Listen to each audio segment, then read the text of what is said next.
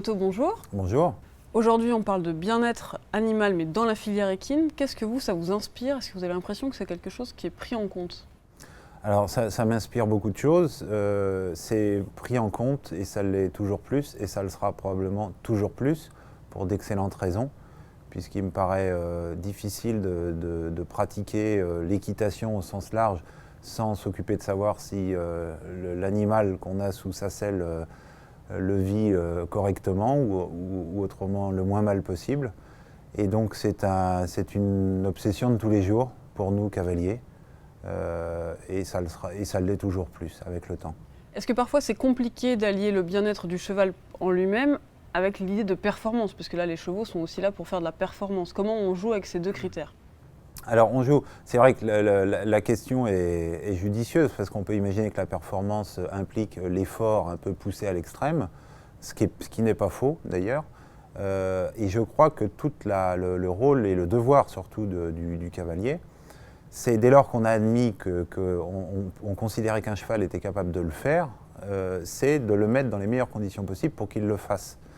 Et ça implique que la dimension entraînement du cheval, au sens très large, soit la plus juste possible pour que l'animal vive au mieux l'effort qu'on lui demande de faire. Et à cette condition-là, j'ai le sentiment que l'animal le vit correctement.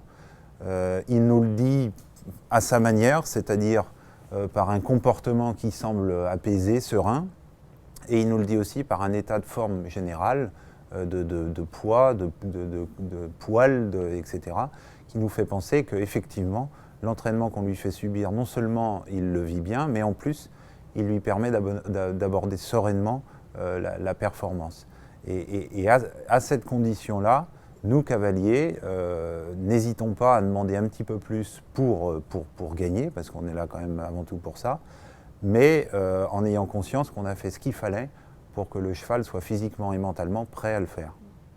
On voit bien que la question du bien-être animal a quand même grimpé dans la société. C'est une question qui s'impose de plus en plus. Et même si pour vous, elle a l'air évidente, est-ce qu'elle l'a toujours été dans la filière? Est-ce que quand on parle de performance de façon globale, est-ce que ça a été si évident? Est-ce que ça a progressé dans les dernières années? Incontestablement, incontestablement. Moi j'ai une expérience qui est de l'ordre d'une bonne vingtaine d'années dans ce milieu-là, à haut niveau en concours complet d'équitation. Je vois clairement depuis 20 ou 25 ans une évolution beaucoup plus grande sur le thème, sur la manière dont on est en permanence interrogé, observé sur le sujet. C'est-à-dire, est-ce que c'est raisonnable de faire ce qu'on fait? 2, est-ce que vous le faites bien? Et 3, et comment le vit l'animal? Je pense que c'est un vrai progrès que je trouve s'accélérer depuis peu, allez, on va dire à peine 4-5 ans. Je pense qu'on n'en est qu'au début. Alors, je pense aussi qu'il ne faudrait pas qu'on tombe dans un excès un peu inverse, qui serait de penser que tout est torture pour le cheval, ce qui serait une aberration totale. Et que la question et le thème est d'autant plus pertinent qu'il est traité de manière rationnelle, posée et réaliste, sans tomber dans des excès qui nous feraient tout arrêter.